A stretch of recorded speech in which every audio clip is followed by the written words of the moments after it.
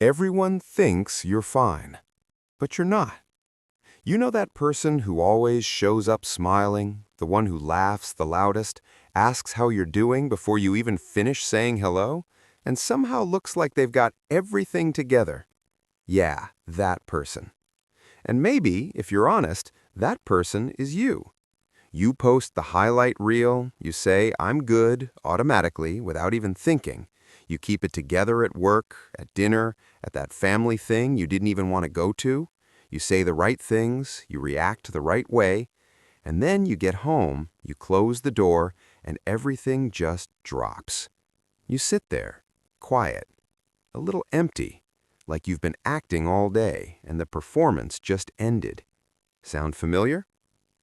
Most people look at someone like that and they land on one of two ideas. Either you're actually fine, lucky you, or you're fake, shallow, emotionally unavailable. But both of those are wrong, because what's really happening is something most people never see. People assume the "I'm good" type doesn't feel things that deeply, like you're just moving through life, untouched. But that's not it. In reality, the people who seem the most okay are often carrying the most. That smile, it's not emptiness, it's armor. And here's the part most people miss. You didn't decide to become this way one day. It didn't start in adulthood. It started much earlier. If this feels a little too close, if you've ever caught yourself saying, "I'm fine," and meaning the complete opposite, this isn't about calling you out. It's about understanding why. Because there is always a reason, and it's usually more human than you think. So today, we're breaking down the psychology of people who are secretly unhappy but keep acting like everything's fine. What's really driving it? What does it cost you? And what does it quietly reveal about who you are underneath all that control? Here's the truth. Most people didn't wake up one day and choose to hide how they feel. It happened slowly, almost invisibly. At some point, you learned that expressing negative emotions made things worse, not better. Maybe you cried as a kid and someone told you to toughen up. Maybe you opened up and felt like you were too much. Maybe your emotional needs just weren't met, not because people were bad, but because they didn't have the tools. So you adapted. You figured out, consciously or not, that keeping things light kept things safe. That being the easy one, the low-maintenance friend, the chill partner, the reliable coworker meant people stayed. And over time, that stopped being a choice. It became automatic. Now here's where it gets deeper. This connects directly to something psychologists call attachment theory. It explains how the emotional strategies you learned as a child to stay connected to the people around you follow you into adulthood. If you had to push your emotions down to keep closeness, or if being vulnerable created distance instead of comfort, you likely developed what's called an avoidant attachment style. And one of the clearest signs of that, telling everyone you're fine when you're not. Because on a deep level, vulnerability doesn't feel safe. It feels like a risk. But that's only part of the story. Because underneath all of this, there's something even more personal happening. Identity. For a lot of people, pretending to be okay isn't just a habit. It becomes who you believe you are. The strong one, the reliable one, the one who never falls apart. And here's the problem. If your entire identity is built on being composed, being capable, then admitting you're struggling doesn't just feel uncomfortable, it feels like losing yourself. So you keep going. Not to fool other people, but because you don't even know who you are without holding everything together. And that is exhausting. It doesn't stop there. Think about it. Every conversation starts to feel like a small performance. Every time someone asks, "How are you?"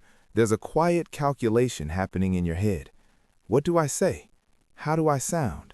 How much do I show? You start watching your face, adjusting your tone, making sure nothing real slips through. All of this while carrying whatever is actually going on inside you. And the loneliness that comes with that It's hard to explain. Because you can be surrounded by people, even people who genuinely care about you, and still feel completely unseen. Not because they don't care, but because you've become so good at hiding where they should even look. And here's the part most people don't realize. The people who live like this are often the most emotionally aware in the room. You notice everything. The shift in someone's voice, the pause before they answer, the look they try to hide. You see it even when no one says a word.